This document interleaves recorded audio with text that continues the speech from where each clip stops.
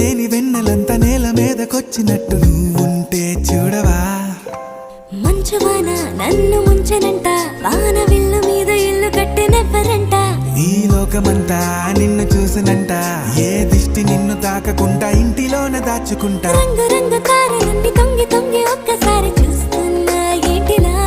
ఆ పైన లేని వెన్నెలంత నేల మీదకొచ్చినట్టు నువ్వు